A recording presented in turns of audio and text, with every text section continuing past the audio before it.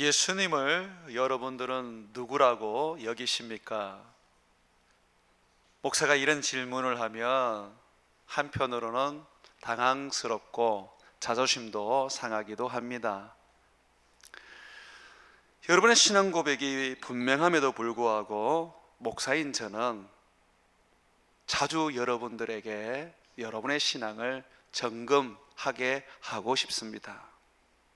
왜냐하면 우리의 믿음은 결국 예수님에 대한 믿음입니다. 예수님이 어떤 분이시고 예수님께서 나에게 어떤 존재이신가에 따라서 우리의 구원이 결정되기 때문입니다.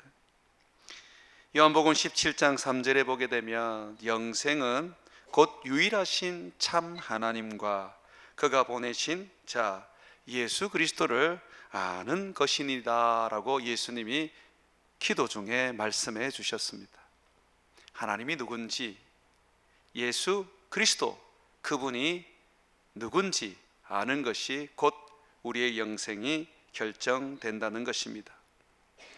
몇 년 전 미국 기독교 단체 니고니어 선교회와 라이프 웨이 리서치에서 공동으로 한 설문조사를 했습니다. 여러 설문조사 중에서 자기는 예수를 믿고 예수님을 그리스도로 여기며 예수님으로 말미암아 구원을 얻었다라고 여기는 복음주의 교인이라고 하는 사람들, 그들에게 질문을 했습니다. 예수님은 하나님이십니까? 하나님이 아니십니까? 놀랍게도 스스로 찐 크리스찬이라고 말하는 사람들 중에 30%가 예수님은 하나님이 아니라고 말했습니다. 그가 비록 성육신을 하셨고 십자가에 죽으셨고 부활하셨으며 하늘에 성천하셨고 장차 재림하실 거지만 그는 하나님은 아니다 라고 말했던 것입니다. 가히 충격적이지 않을 수 없습니다. 여러분에게도 제가 질문의 방향을 약간 돌려서 한번 물어보겠습니다. 마음으로 한번 대답해 보십시오. 예수님은 하나님이십니까? 하루는 예수님께서 제자들에게 물으셨습니다. 얘들아, 사람들이 나를 누구라고 말하느냐? 그때의 제자들은 예수님, 사람들은 예수님을 위대한 선지자 중에 한 명으로 여기고 있습니다. 예레미야라고 말하는 사람도 있고 엘리야라고 말하는 사람도 있습니다 라고 대답했습니다. 예수님은 제자들을 향하여 다시 물으셨습니다. 그렇다면 너희는 나를 누구라고 생각하느냐? 그때에 베드로가 스스럼없이 대답을 했습니다. 예수님은 우리의 주인이시고 그리스도이시고 살아계시는 하나님의 아들, 우리의 하나님이십니다.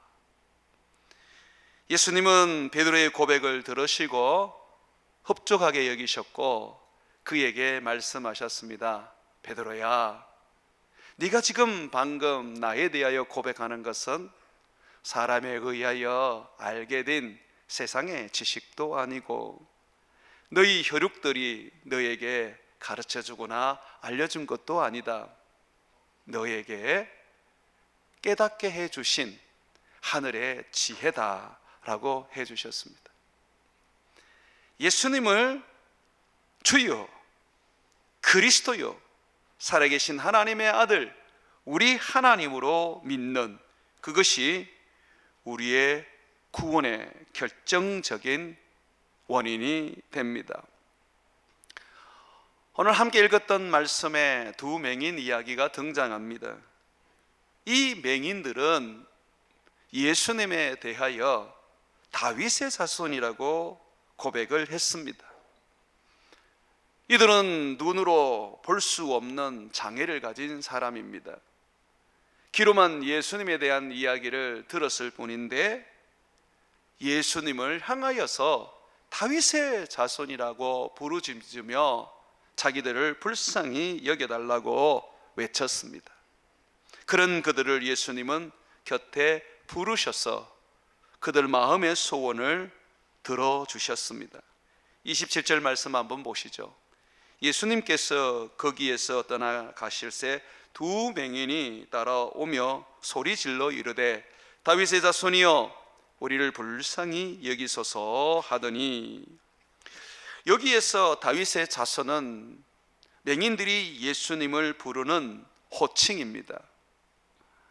어떤 사람은 나사렛 예수라고 부르기도 하고 또 어떤 사람은 선생님이라고도 불렀습니다.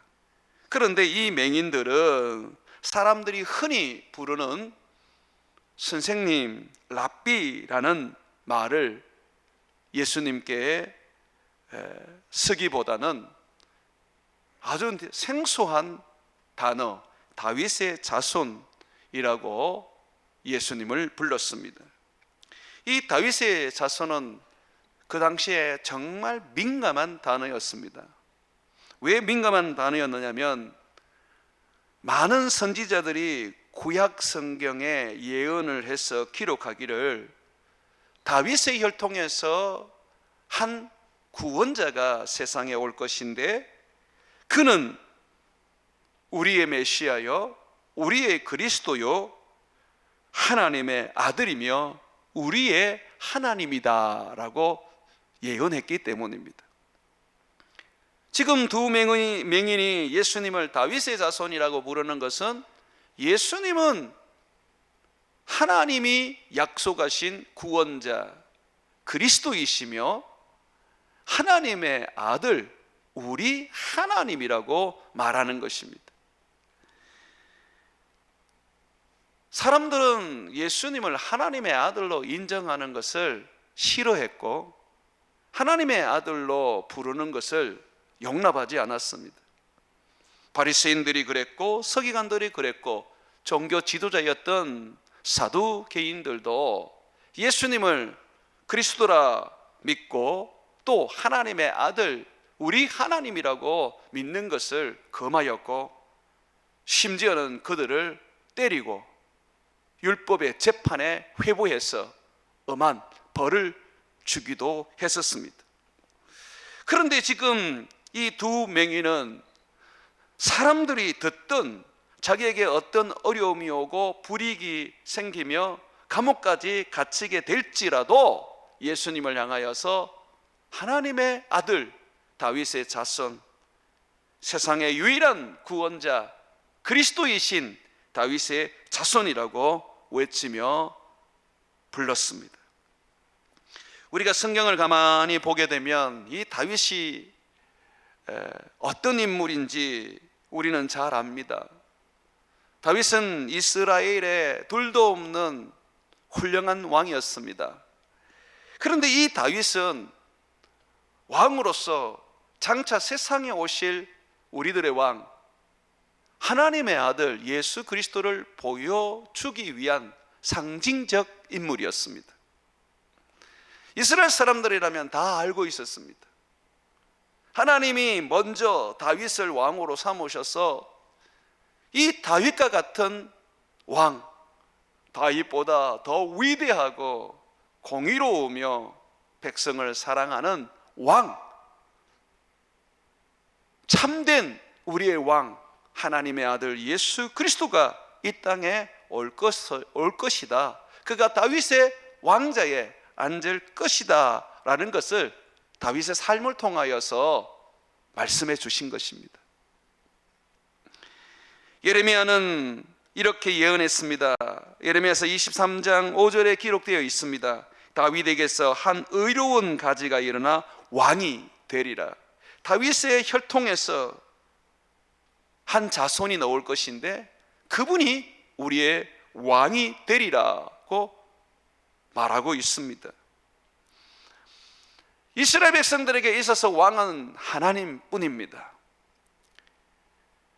다윗의 후손으로 말미암아 세상에 오실 하나님, 그분은 우리의 왕이십니다. 또한 예스겔은 이스라엘의 참된 목자 되신 하나님이 이 땅에 오셔서 우리를 먹이며 돌볼 것이라고 예언했습니다. 에스겔서 34장 23절에 내가 한 목자를 그들 이스라엘 백성 위에 세워 먹이게 하리니 그는 내 종 다윗이라. 그가 그들을 먹이고 그들의 목자가 될지라고 말하고 있습니다. 죽었던 다윗이 다시 살아난다는 것이 아니라 다윗이 보여주었던 하나님의 왕, 이스라엘 백성들을 먹이고 돌보는 목자, 즉 예수 그리스도, 그분을 세상에 보내어 우리를 먹이고 돌보게 할 것이라는 말씀이었습니다.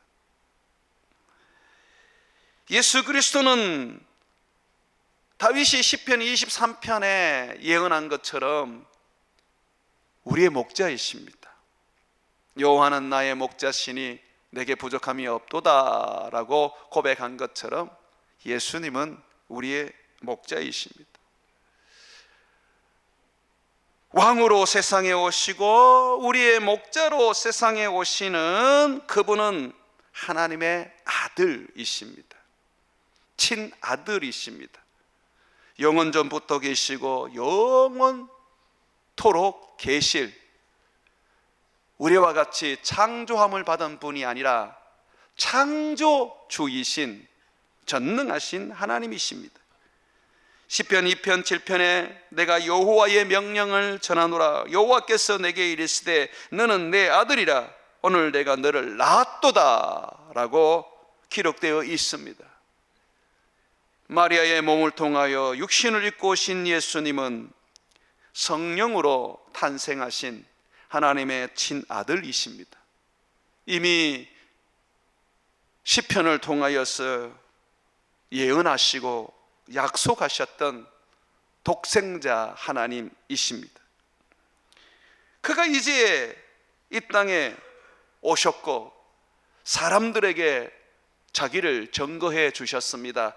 그러나 사람들은 예수님을 그저 선지자 중에 하나라 여기고 자기의 병든 것이나 고쳐주고 배고플 때 밥이나 먹여주는 그런 존재로 여기고 그렇게 믿고 그것을 위하여 따라다녔던 것이죠.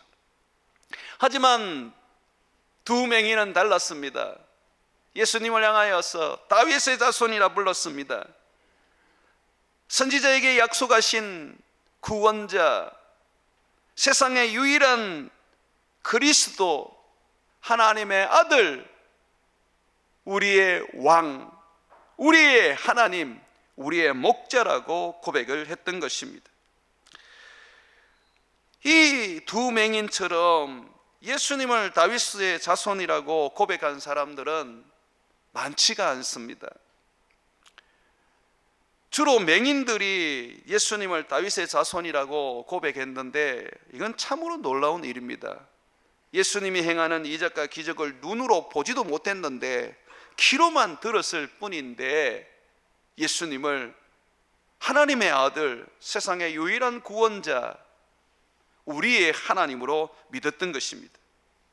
오늘 말씀에 나오는 두 맹인, 그리고 여리고에서 예수님이 만났던 한 맹인, 이름이 알려지고 있는 바디메오라는 맹인, 이들은 다 한결같이 예수님을 다윗의 자손, 자기의 하나님 그리스도로 고백했었습니다.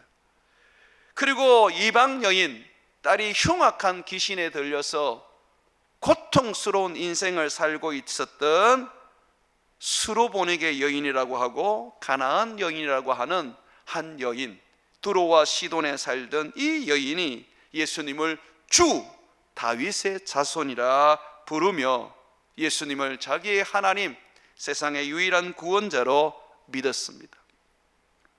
그리고 보면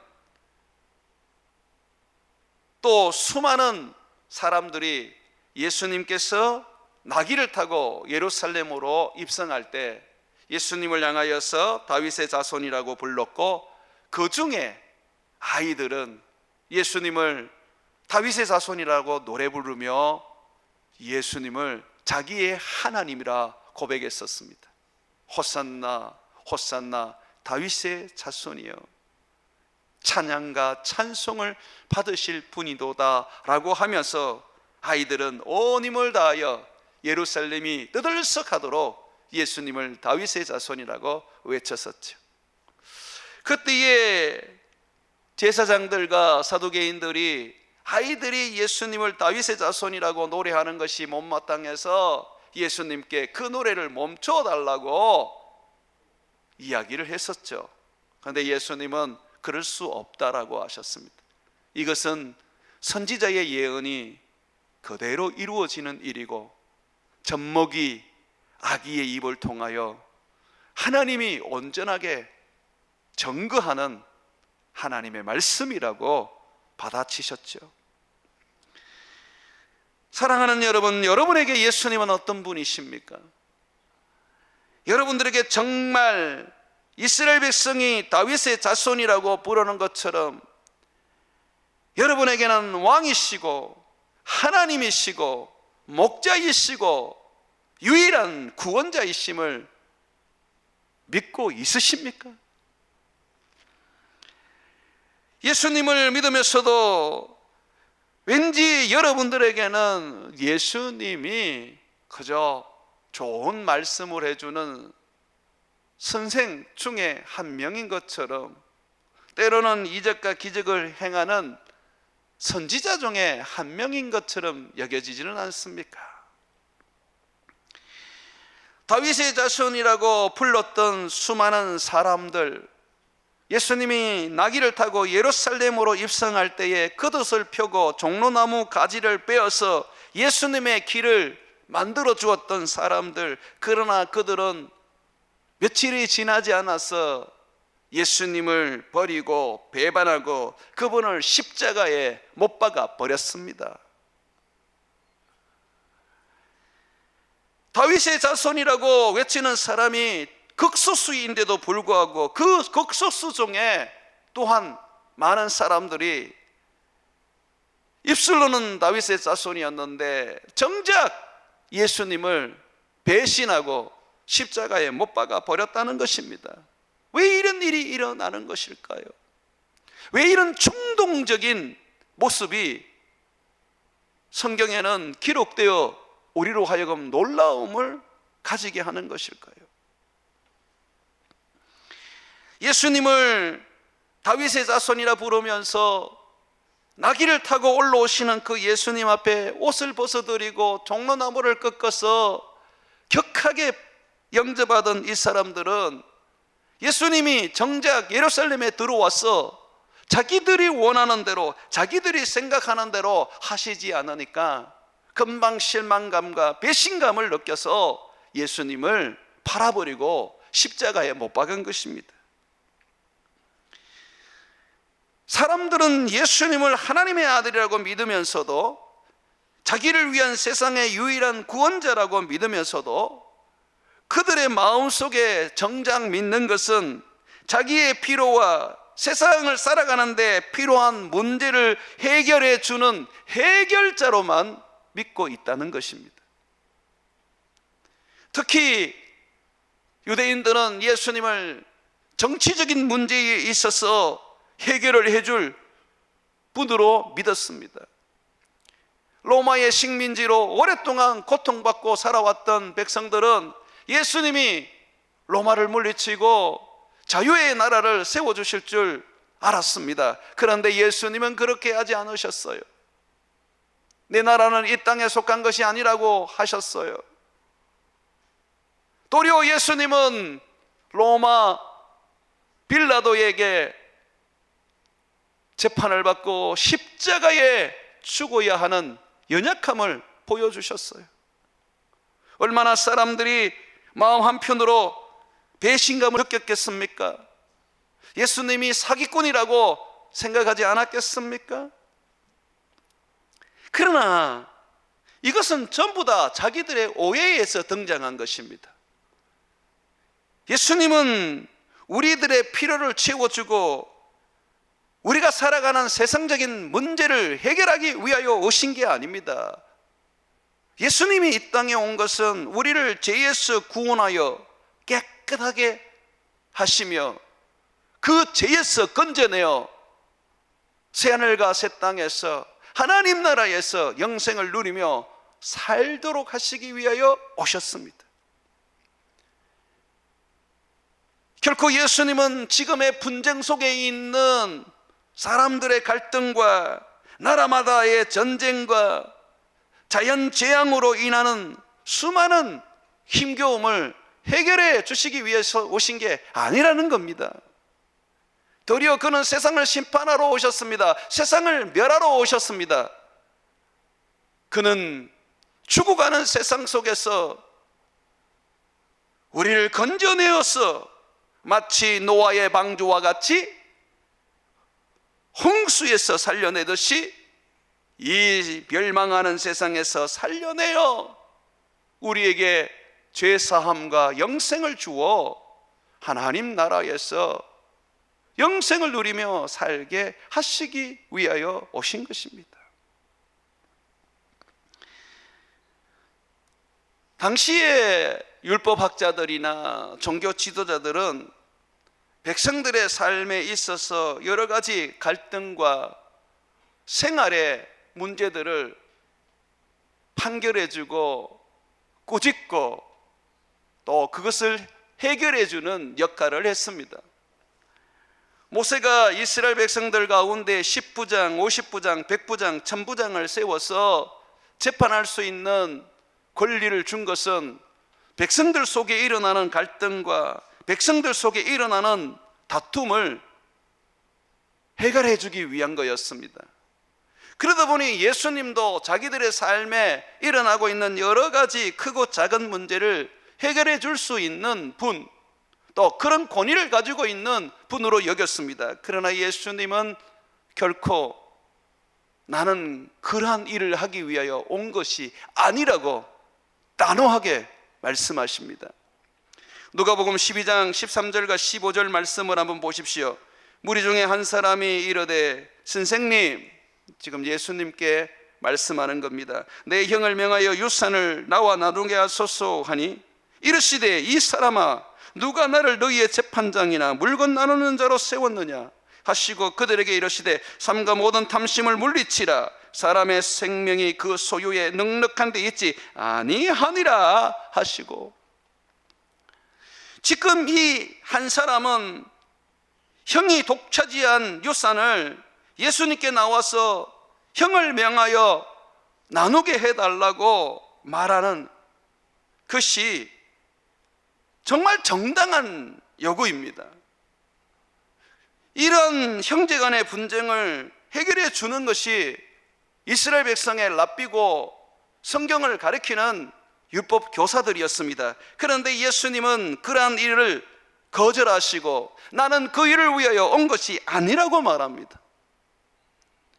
나는 너희들의 먹고 사는 문제, 세상 속에서 너희들이 겪고 있는 갈등, 이념의 대립에 내가 뛰어들어서 그 문제를 해결하고 그 문제를 풀어주고 거기에서 해답을 주기 위해서 온 게 아니다. 이 세상은 다 망할 것이다. 죄 아래서 다 죽게 될 것이다. 내가 온 것은 죄로 말미암아 죽어가는 사람들, 죄로 말미암아 멸망하는 사람들을 나의 십자가의 죽음으로 살려내고 그들에게 성령을 주어 죄를 이기는 삶을 살며 하나님을 전가하는 삶을 살다가 때가 되어 내가 그들을 저 천국으로 옮기는 것이다 라고 하십니다. 우리는 예수님을 너무 이상하게 생각합니다. 나의 필요를 채우고 내 문제를 해결해 주시고 내가 직면하고 있는 공동체와 나라의 그런 문제들을 해결해 주시는 분으로 여기고 있습니다.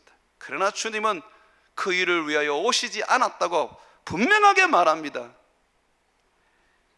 요한복음 18장 36절에 보게 되면 예수께서 대답하시되 내 나라는 이 세상에 속한 것이 아니니라. 만일 내 나라가 이 세상에 속한 것이었더라면 내 종들을 싸워 나로 유대인에게 넘겨지지 않게 하였으리라. 이제 내 나라는 여기에 속한 것이 아니니라.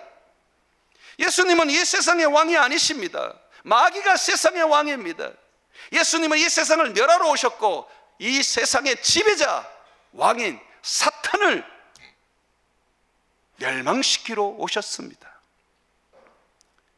그런 예수님에게 세상에서 먹고 사는 문제, 세상의 분쟁을 해결해 달라고 한다면, 형제와의 갈등을 해결해 달라고 한다면 그것은 어리석은 일이고 예수님을 제대로 알지 못하는 일이라는 겁니다. 예수님은 이 세상에서 내가 성공하고 잘되고 복받는 삶을 살게 하려고 오신 게 아닙니다. 우리를 구원하러 오신 구원자이십니다. 죄로 죽어가고 사단에게 지배받고 억압받으며 사단의 종으로 살다가 지옥에 들어갈 우리를 구원하기 위하여 오신 것입니다. 나는 섬기려고 왔다. 많은 사람의 대성물로 나를 주려고 왔단다. 그래서 세례요한조차도 예수님을 세상죄를 지고 가는 어린 양이라고 외쳤습니다. 예수님은 우리를 죄에서 구원하시려고 오신 것입니다. 그러나 우리는 죄에는 관심이 없고 오직 잘 먹고 잘 살고 내 삶의 어려움과 힘든 것과 분쟁을 해결하는 데에 예수님을 사용하기를 원합니다. 이러한 잘못된 생각들은 가장 먼저 성경을 풀어서 설교하는 목사들의 잘못된 설교에서 비롯되었습니다. 이건 여러분의 죄가 아닙니다. 저를 비롯한 목사들의 죄입니다.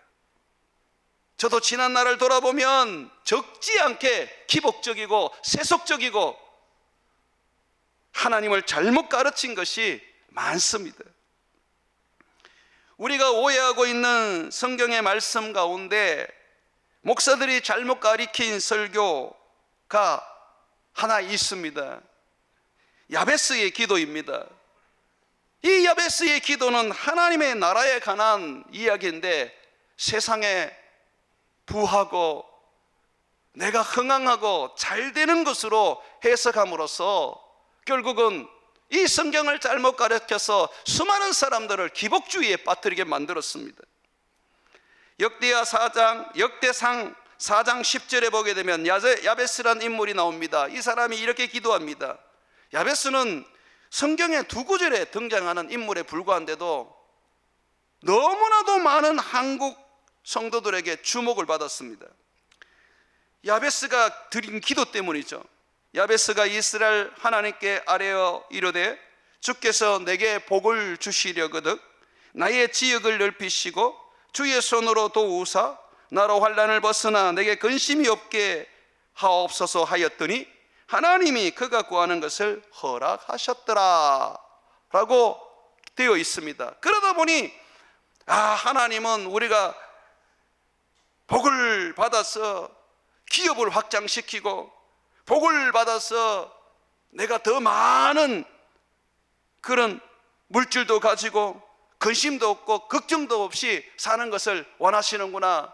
환난에서 벗어나서 행복하게 사는 걸 원하시는구나. 야, 우리도 이 기도에 목숨 걸자라고 하면서 사람들은 이 야베스의 기도를 오해해서 자기가 잘 먹고 잘 사는데 이 땅에서 평안하고 걱정 없이 사는 데에 사용했습니다. 여러분, 이 야베스가 나의 지경을 넓혀달라는 것은 하나님이 주신 이스라엘 백성들이 제비 뽑아서 받은 가나안 땅을 말하는 겁니다.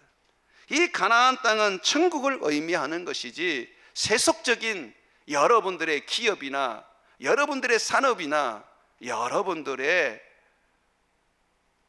누릴 물질을 말하는 게 아닙니다. 하나님은 가나안 땅을 이스라엘 백성들에게 주시면서 원주민을 그대로 두셨습니다. 그리고 그 원주민들을 쫓아내고 그 땅을 넓혀 나가라고 명령하셨습니다. 이것은 이 땅에서 우리가 하나님의 나라를 확장하는 것입니다. 예를 든다면 김천에만 복음을 전하는 것이 아니라 캄보디아에 복음을 전하는 것이고, 캄보디아에서 나아가 미얀마에 복음을 전하고, 미얀마에서 더 나아가 인도네시아에 복음을 전하고, 인도네시아에서 더 나아가서 중앙아시아에 복음을 전하는 것입니다. 이것은 영적인 문제에 대한 이야기고 하나님 나라에 관한 이야기지, 결코 내가 이 땅에서 잘 먹고 잘 살고 많은 재산을 획득할 수 있는 말씀으로 주신 게 아닙니다. 야베스는 자기가 제비 뽑아서 얻은 그 지역을 지금 살고 있는 지역으로부터 시작해서 넓혀 나가기를 원했습니다. 가나안 이방인들을 쫓아내고 그 땅을 하나님의 나라로 만드는 일에 헌신하기를 원했습니다. 뿐만 아니라 그는 나로 환난에서 벗어나 근심이 없게 해달라고 기도했는데, 이것은 그 땅 가나안 사람들이 끊임없이 자기를 공격하고 자기들의 뺏긴 땅을 되찾으려고 계속해서 침략해 오면서 가지는 그 환난, 그 근심을 말하는 것입니다. 그래서 하나님 내 편이 되어주시고 내 능력이 되어주셔서 능히 그 땅 사람들을 물리치고 주님의 말씀대로 승리하여서 환난에서 벗어나 근심이 없는 주의 뜻을 다 이루는 자가 되게 해달라고 한 것입니다. 목회를 하다 보면 얼마나 많은 근심이 생기고 어려움이 생기는지 모릅니다. 미얀마 고요나 공동체라든지 네피도에 있는 이준석 목사의 그 사역은 늘 핍박이 따라다니고 환난이 따라다닙니다. 그러면 어떻게 해야 됩니까? 이 야베스처럼 주님 앞에 그 핍박과 환난을 이기고 마침내 하나님의 승리를 맛보는 근심이 없는 인생을 구하는 것입니다. 사단을 물리치는 것이고 악한 세상을 이기는 것을 의미하는 것입니다. 우리는 너무나도 많은 부분에서 자꾸 물질적인 것과 연관시키고 심지어는 세상적인 것과 연관을 시켜서 나도 그러한 복을 받고 그렇게 잘 되기를 원합니다. 그러면 예수님은 왜 우리에게 물질적인 복과 세상의 복에 대하여 가르치지 않으셨을까요? 복 있는 자는 도리어 예수님의 성품을 가지는 자가 복이 있다 그랬고, 그들에게 이 땅이 아니라 하늘을 준다고 약속하셨습니다. 고난받고 핍박받는 자가 복이 있다고 말씀하셨고, 그들에게 영생을 주겠다고 말씀하셨습니다. 바울은 누구보다도 성경에 능한 자였는데 왜 그는 세상의 복을 마다하고 허구한 날 핍박받고 허구한 날 매를 맞고 허구한 날 그는 죽음 앞에서 살아야 했었습니까? 그의 복은 하늘의 복이었고 우리 주님이 약속한 천국의 복이었기 때문입니다. 그러므로 사랑하는 여러분, 성경을 바르게 해석해 보십시오. 내가 이 땅에서 가난하고 내가 이 땅에서 병들고 내가 이 땅에서 어려움을 겪는 것은 아무런 문제가 아닙니다. 사단이 우리를 죽이려고 달라드는데 이 세상이 우리를 조금도 용납하지 아니하고 자기 것을 빼앗기지 않으려고 하는데, 우리가 그러한 고난과 핍박을 받는 것은 예수 그리스도의 길을 걸어가는 거 아니겠습니까? 우리가 야베스로서 정말 산다면 우리는 영적인 지역을 넓혀야 돼요. 하나님 나라를 넓혀야 돼요. 사단을 물리치고 세상을 이기면서 하늘에서 주는 평안을 맛보며 몸은 고되지만은 내 영혼은 평안한 인생을 누려야 하는 것입니다. 예수님께서 세상 복이 정말 우리에게 필요했다면 예수님도 복된 인생, 소위 말해서 잘 먹고 잘 사는 인생을 사셨을 겁니다. 그러나 예수님은 머리 둘 곳조차 없으셨고 많은 가난함과 많은 힘겨움과 많은 고난과 핍박 속에서 사셨습니다. 그리고 예수님이 말씀하십니다. 너희가 정말 내 제자가 되려면 너희도 그 길을 따라와야 한다고요 말입니다.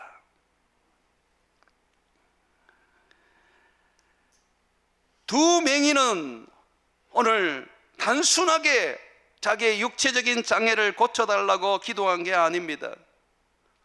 전혀 마태는 그 내용을 기록하지 않고 있습니다. 그저 이 맹인은 주님 앞에 나와서 다윗의 자손이여 우리를 불쌍히 여겨달라고 말했습니다. 뭘 불쌍히 여겨달라고 말하는 것일까요? 27절 한번 보십시오. 예수께서 거기서 떠나가실 때 두 맹인이 따라오며 소리질러 이르되 다윗의 자손이여 우리를 불쌍히 여기소서 하더니, 도대체 뭐가 불쌍한 것입니까? 보지 못하는 맹인으로 살아왔던 게 불쌍한 겁니까? 아니면 이스라엘 백성들은 장애가 있거나 몸에 문둥병이 생기거나 또는 남편이 일찍 죽어서 과부가 되거나 부모가 죽어서 고아가 되면 저주받았다고 생각하고 죄 때문에 저렇게 되었다고 율법적으로 정죄를 합니다. 신뢰한 맹인이 예수님으로 말미암아 고침을 받고 예수님이 나를 고쳤다고 왜 그걸 못 믿느냐고 바리새인들에게 얘기했을 때, 바리새인들은 이 실로암 맹인이었던 사람을 향하여 뭐라고 소리쳤습니까? 온전히 죄인으로 태어난 주제에 누구를 가르친다고 지금 소리를 지르냐? 당장 나가라! 그랬습니다. 장애보다 더 힘들었던 것은 사람들의 시선이었습니다. 늘 죄인으로 취급받고 또 자기도 그 죄로 말미암아 장애를 얻었다는 그 고통 속에서 살았습니다. 결국 죄 때문에 영원한 형벌을 받고 지옥까지 간다고 생각을 했던 이 맹인들은 얼마나 두려움과 고통 속에 살았겠습니까? 이들이 정말 주님께 원했던 것은 주여 나의 저주를 제거해 주옵소서. 이 저주가 죄 때문에 왔습니다. 나의 죄를 깨끗하게 해 주옵소서. 참으로 우리를 불쌍히 여기고 긍휼히 여겨 죄의 그렁텅이에서 건져 의롭게 해 주옵소서라고 외쳤던 것입니다. 그렇게 우리가 볼 수밖에 없는 것은 이사야 선지자가 그렇게 예언을 했습니다. 이사야서 29장 18절과 20절에 보게 되면 그날에 예수님이 세상에 오시는 날에 못 듣는 사람이 책의 말을 들을 것이요 어둡고 깜깜한 데에서 맹인의 눈이 볼 것이요 겸손한 자에게 여호와로 말미암아 기쁨이 더하겠고 사람 중 가난한 자가 이스라엘의 거룩한 이로 말미암아 즐거워하리니 이는 강포한 자가 소멸되었으며 오만한 자가 그쳤으며 죄악의 기회를 엿보던 자가 다 끊어졌습니다. 강포한 자, 오만한 자, 죄악의 기회를 엿보는 자는 사탄입니다. 예수님이 오시면 사탄을 멸하시고 사탄으로 말미암아 모든 사람이 죄의 저주로 병들고 장애가 되고 고통 속에 가난함 속에 살아가는데 그 모든 자들에게 해방을 주시겠다고 하신 것입니다. 그래서 맹인은 예수님께 나와서 주여 우리를 불쌍히 여겨 주옵소서 라고 외쳤고, 예수님은 이 맹인이 원하는 것이 그의 눈을 멀게 한 근원적인 원인 죄의 문제라는 것을 예수님은 아시고 물으셨습니다. 내가 이 일을 능히 할 줄 믿느냐? 내가 너희 죄를 깨끗하게 할 줄 믿느냐? 내가 죄로 말미암아 저주받은 너를 축복의 사람으로 바꿔줄 수 있다고 믿느냐? 이런 이스라엘 백성 중에 장애를 가지고 병들고 가난한 자들에게만 약속된 게 아닙니다. 예수 그리스도께서 오시면 이방의 빛이 되어서 이방인들에게도 구원을 베푸시리라고 하셨습니다. 이방인들이 눈 멀었던 자들 중에 눈이 뜨고 갇힌 자 중에 감옥에서 나오고 흑암에 앉은 자들이 감방에서 나오게 되리라고 하셨습니다. 죄와 저주와 죽음을 잡고 있는 사단 속에서 감옥살이하며 어두운 세상 속에 맹인으로 살아가던 이들에게 이방인이지만 주님이 구원을 주시겠다고 이사야를 통하여 약속하신 것입니다. 그래서 저와 여러분들이 예수를 믿고 지금 자유와 평안을 누리며 하나님의 자녀가 된 것입니다. 믿으십니까? 그런데 왜 이 기쁨, 이 영광은 자꾸 잊어버리고 돈 주세요, 병이나 하나 낫게 해주세요, 내 형제와의 갈등 그거나 좀 고쳐주세요 라고 하면서 자꾸 세상적인 것만을 요구하십니까?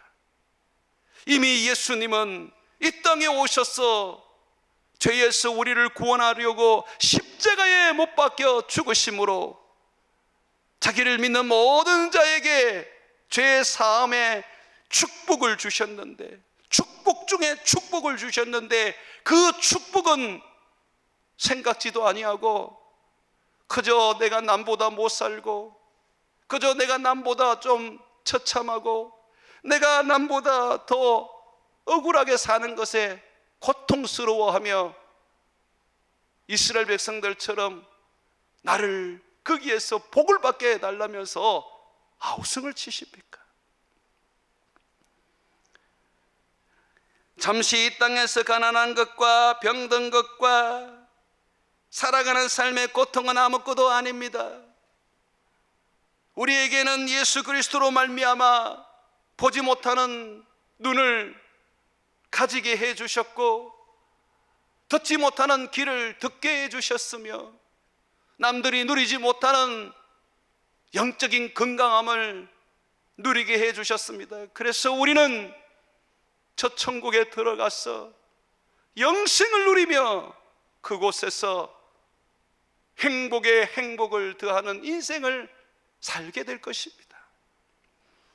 전쟁은 더 크게 일어날 것입니다. 재앙은 더 많이 생겨날 것입니다. 식량난에 허덕이게 될 것이고, 더 많은 사람들은 질병으로 죽어가게 될 것입니다. 그러한 속에서 우리는 우리의 기도가 무용지물이라는 걸 느끼게 될 것입니다.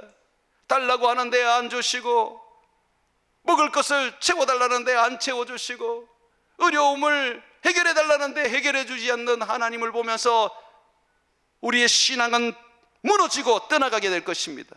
그러나 예수님이 이 땅에 오신 우리의 하나님으로서 그가 우리 죄를 속죄하시고 우리에게 영생을 주어 저 천국으로 인도하시는 구원자라는 것을 믿으면 어떠한 어려움과 배고픔과 가난함과 실패가 와도 그 믿음은 흔들리지 않을 것입니다. 기복주의를 벗어버리고 세속주의를 벗어버리고 저 천국을 바라보며 내게 주신 죄사함을 믿으며 그것이 가장 큰 축복인 줄 여기고 살아가시기를 바랍니다.